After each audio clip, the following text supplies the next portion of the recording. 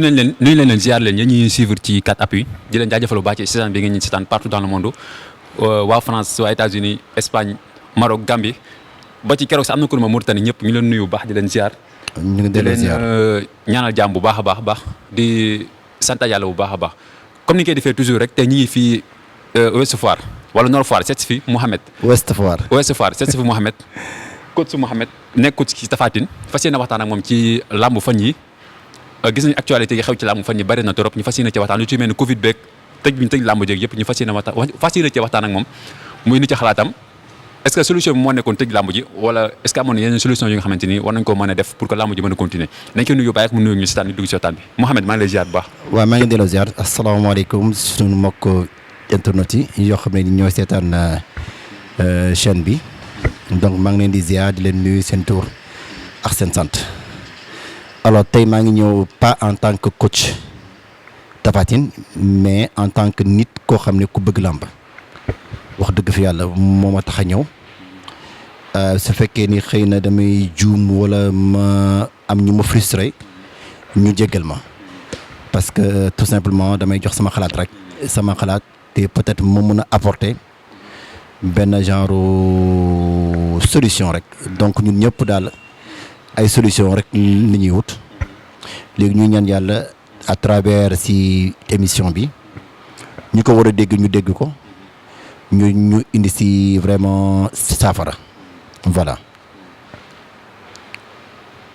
ok am na solo léegi ci loolu la ñuy waxtaan la ngi duggoo ci sujet waxtaan bi. muy que ne fa ñuy passé gis nañ ñu ne troisième vague corona dafa ñëwaat. fii ci Sénégal ba am combat te sew nag am combat yi waroon a am ñu mujj ko foomu ndax loolu est-ce que tey coach Mouhamed sa xalaat. solution bi moo nekkoon ñu arrêté combat yi wala amoon na beneen solution bu ñu mënoon mettre en place. waaw Khadim soo fàttalikee tuuti rek feebar bi mi ngi feeñ su fekkee ni juumuma mois de décembre 2019 fii Sénégal je pense que mois de mars le état bi jël ay mesures ñu yëg ko loolu mu nekkoon première vague ñu dugg ci deuxième vague. ñu ngi ci troisième vague. campagne la mooy mbëri mag yi mbëri ndaw yi ñu leen au moins 5 personnes ñu mën leen accompagner donc je pense que soo compter nombre de mbëri soo ko multiplier yaakaar naa ni combat boobu 200 personnes war nañu mën a accéder ci journée boobu su fekkee ku nekk ci ñoom takk na maskam état bi jël ay matukaayam sécurité mu am bu doy. mooy maanaam mbër bi taxaw fee bii taxaw fii ñu encadre leen je pense que loolu mën na nekk solution bu ñu mën a tëgg làmb bi ci benn journée mais loolu yëpp promoteurs yi ñoo war a waxtaan état bi nee na mun naa dugal ci lii promoteurs yi am compréhension ne man dugal naa déjà sama combat ci lii kii dugal naa lii léegi nag xam la ñuy jéem a manko pour jéem a xool nan la ku nekk même su fekkee sax mënoo gagner mais au moins nga mën a li nga jot a dugal mu génn donc yaakaar naa loolu mun na doon solution. maanaam su ma la déggee mooy combat Balla Gaye Bombardier Tapha Tine Boy Niang ba ci Siteu Papa Sow bi ñu boole ko ci benn journée def ko benn journée loo xam ne mosul am parce que situation bi moo ko laaj parce que fu mu toll nii je pense que saison mi ngi war a tëj fin août donc li des bëreetul mais mun nañu toog du waxtaan huis clos carrément parce que situation bi mënu la permettre nga ne damay gagner parce que fi ñu nekk nii suñ ko repoussé combat yëpp 2022 mais ku nekk kenn fu mu toll nii mënul wax ni nii ak virus bi nu mu toggee nii est-ce que 2022 du gën a pire ñaan ko yàlla même su fi jógee xam nga nag ma baal nekkuma ci seen domaine mais soo xoolee 2019 ba 2022 médecins yi seen bopp ils n'arrivent pas à maîtriser jàngoro bi. tubaab bi sax man déggoon naa en 2020 ñu ngi doon wax ni ñoom ñu ngi def seen prévision en 2023 mooy maanaam en 2023 la ñuy yaakaar ni feebar bi mun na fi jógee est-ce que mbër mun na toog pendant 2 ans 3 ans si loo xam ne si moom lay dundee parce que dans tous les cas on est obligé solution bi nga am mooy huis clos comme feebar bi bu mu taqee naase je me rappelle très bien tous les championnats européens à un moment donné dañoo nekkoon si huis clos solution la huis clos la jour yi rek fay nekk. mais kay dama xalaat ne par exemple boo jëlee benn journée comme par exemple nga jël journée Balla Gaye Bombardier normalement journée bi war na am 10 combats ci journée boobu léegi 10 combats yow boo jëlee journée Boy Niang Tapha Tine mu am 10 combats nga jëlaat journée Siteu Papa Sow mu am 10 combats lépp da nekk 30 combats est-ce que 30 combats yooyu dina naxa tënal ci benn journée. moom laa lay wax xam nga situation dafay obligé soo waxee exemple Balla Bombardier bugguma ñàkkal fayda les petits combats ñooy neexal parce que petit mooy doon grand mais comme dañoo toll ci benn situation te amateurs yi ñu ngi toog di xaar métti na loolu moom ñu ne chaque promoteur ne écoutez dinaa jël benn grand combat petit combat yi mën naa jël 2 wala 3 ñu fexee ba ñu ni ñuy xoolee ni ñuy arrangé ba nga xam ne du nekk journée boo xam ne dafay yàgg timing bi CNG bi ñu toog ñu waxtaan ci combat bu nekk su waree durer plus de 2 minutes puisque combat yi ay 4 minutes lay dem su waree durer 4 minutes ñu ne leen 2 minutes la 2 minutes su amul vainqueur ñu arrêté combat bi les grands combats yaakaar naa ni les grands combats moom c'est très rare que ñu yegg yoon wax naa ngi def ko 5 minutes sax. mais 2 waaw minutes d'accord non waxin la si l'essentiel ñoom ñoo gën a maîtriser loolu mën nañ trouver ba benn formule su fekkee ni sax mën nañ démarrer un peu plus tôt petit combat yi ñu teel a démarrer comme ça grand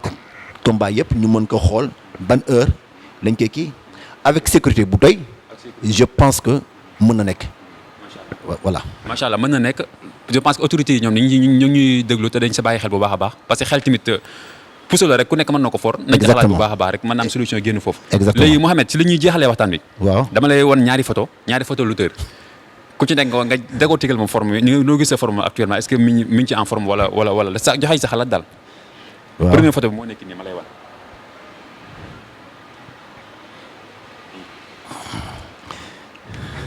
xam nga yow à chaque fois da may woon samay futur adversaire si incha allahu rabi. mais xam nga sànq yaa ko wax léegi. non de manière moom laay wax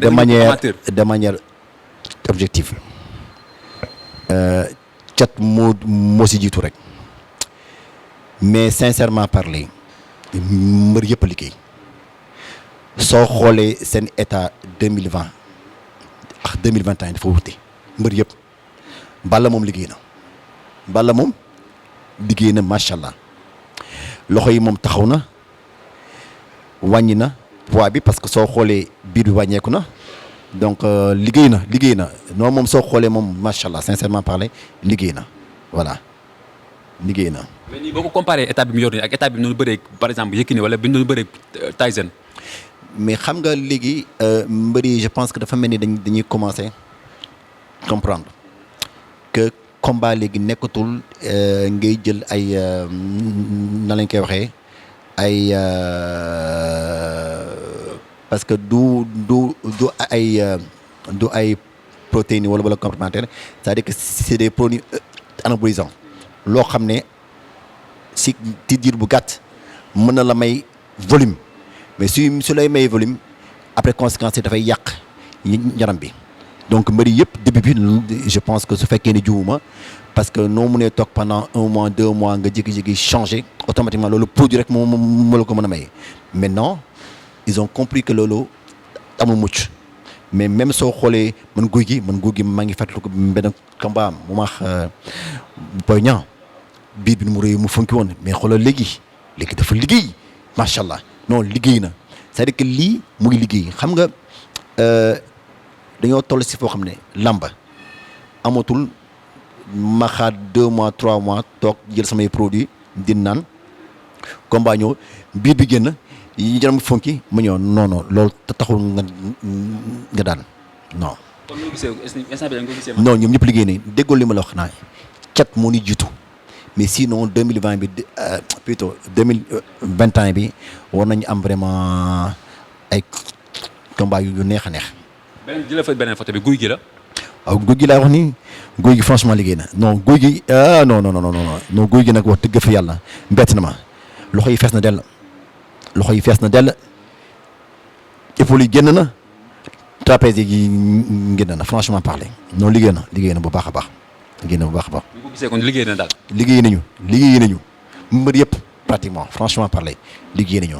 parce que bii moom xawma luy yàlla def mais dama ragaloon ni vraiment ay combat yoo xam ne soo taxawul physiquement soo kiiwul doole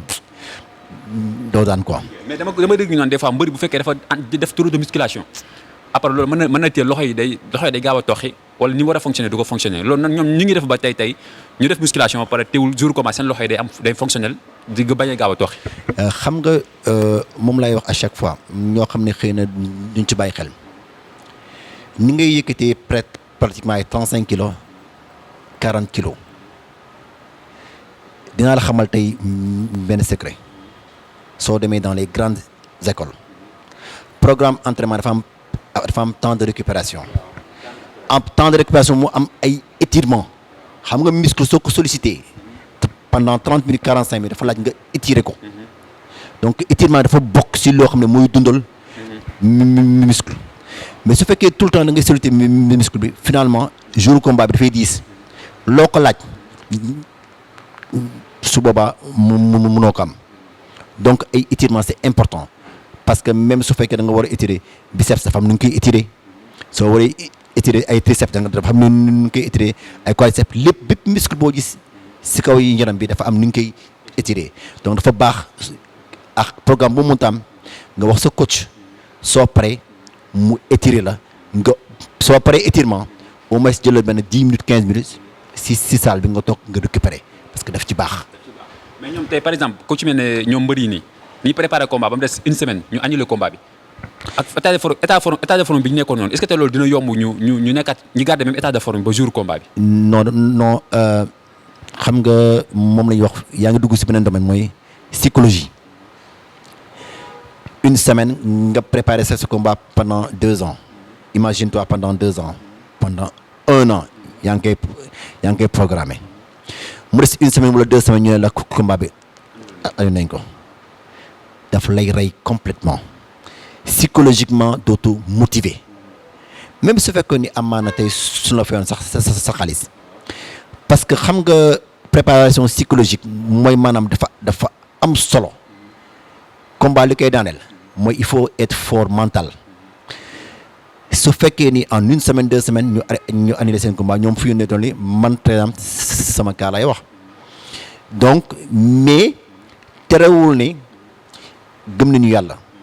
yàllaa ko dogalee nii ñu ngi reprendre suñuy entraînement métti na parce que loo xam ni da nga ne woon fii ak 2 semaines nga won waa Sénégal li nga mëne ñu bàyyi ba semaine boobu ñu ne la finalement dañuy annulé da ngay nangu ndogal mais métti na loolu moom mais terewul ne ñu ngi reprendre encore suñu entraînement parce que dans tous les cas gëm nañu te xam nañu incha allahu rabi combat bi dafay am mais bëgguma ñu mu bett ñu voilà. am na solo jaajëf coach. waaye jaajëf jàngat bi am na solo. Khadim merci. gars yi dinañ jox rendez-vous beneen yoon incha allah. incha allah rabi incha allah toujours ci waxtaanu làmb jaa ngeen jëf. ok.